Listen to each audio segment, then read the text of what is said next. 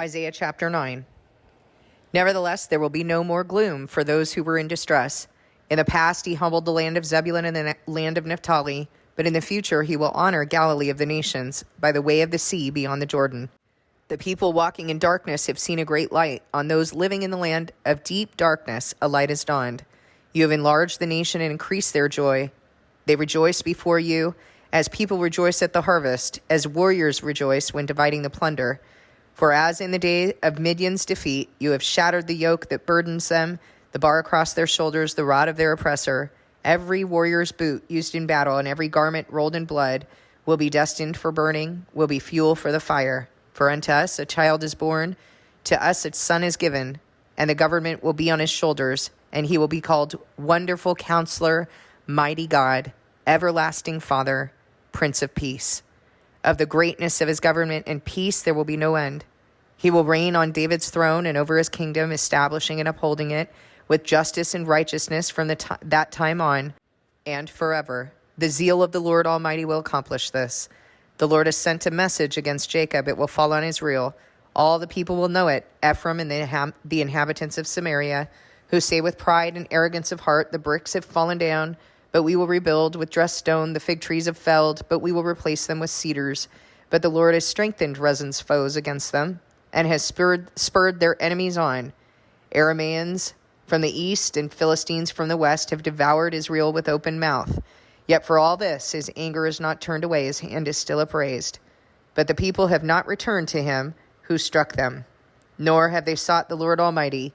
So the Lord will cut off from Israel both head and tail, both palm branch and reed in a single day.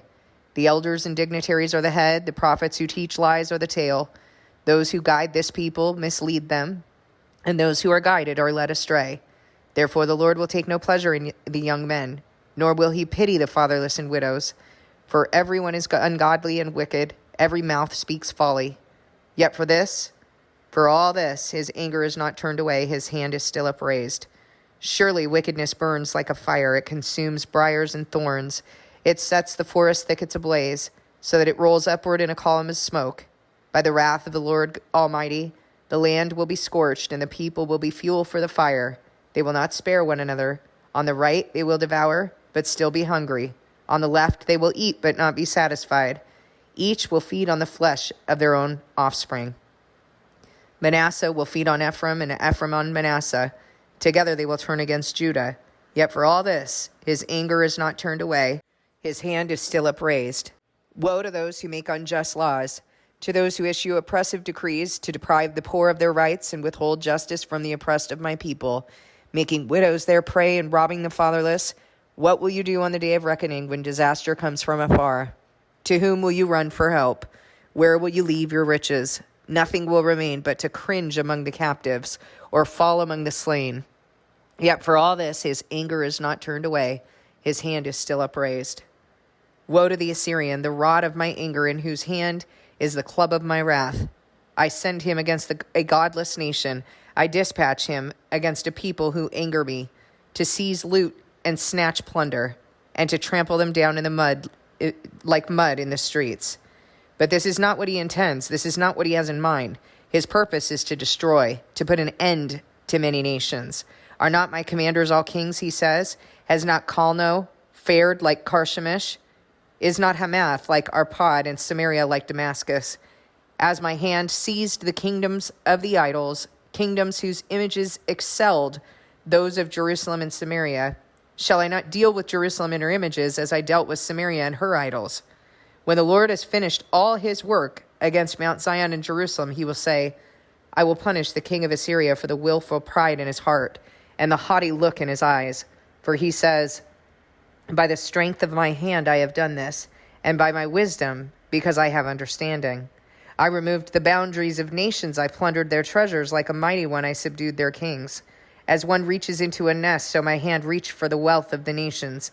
As people gather abandoned eggs, so I gathered all the countries. Not one flapped a wing or opened its mouth to chirp.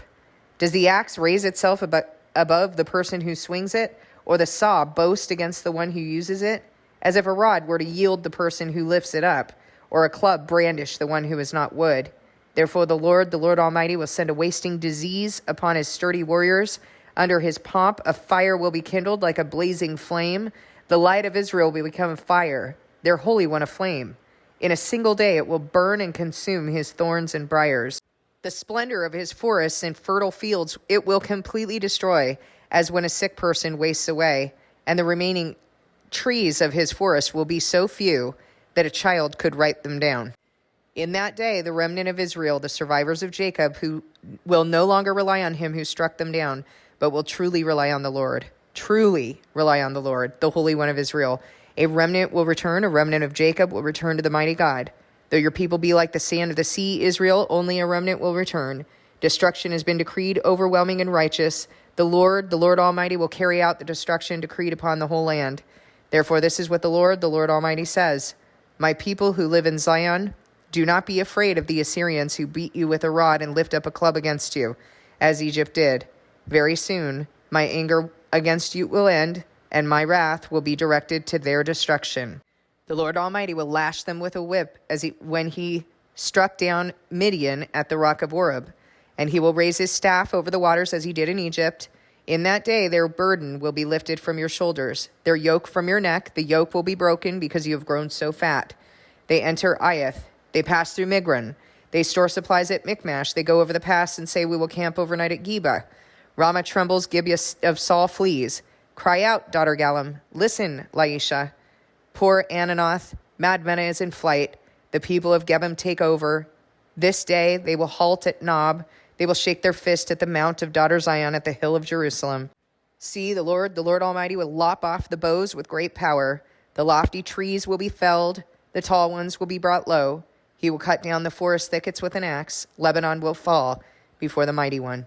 Okay, so some of this wrath is going to actually occur during the Antichrist reign. You're going to see people who have diseases and plagues that God is bringing on them, because we know that when in trumpet number 5, the only ones affected there are those who do not have the seal of God. And they're not talking about the witnesses, because at that point, the witnesses will have already been killed. And the witnesses were only sealed before the first 4 trumpets. So don't let anyone tell you that based on what it says in Revelation 9, that this does not harm anyone who has the seal, that the witnesses are still here. Because in Ezekiel, you saw that the multitude in white robes has the seal. There's a mark on the forehead of all those who grieve and lament. And that mark was placed there before the first 6 trumpets blew. I've had many people come on the channel and want to argue that with me, and they don't have any interest in truth. They are dead set, married to their narrative. I don't really care. Honestly, I don't care. I know what the truth is. I could show you in the Bible, and if you're not interested in that, I'm just going to discern that you don't love truth. The witnesses die. The temple is thrown down.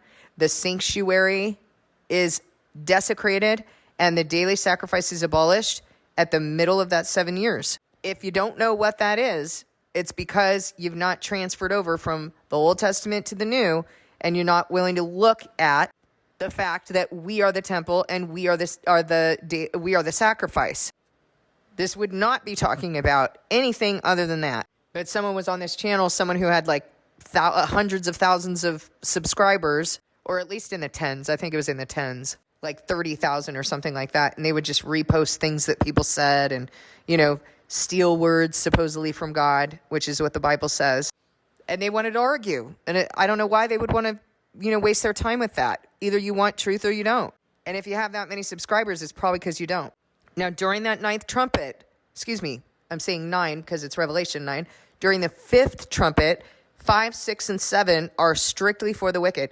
No one with the seal of God is going to be harmed by that. So anyone who's being harmed by it, they don't have the seal of God. And as a matter of fact, 1 through 4 also does not harm those who have the seal.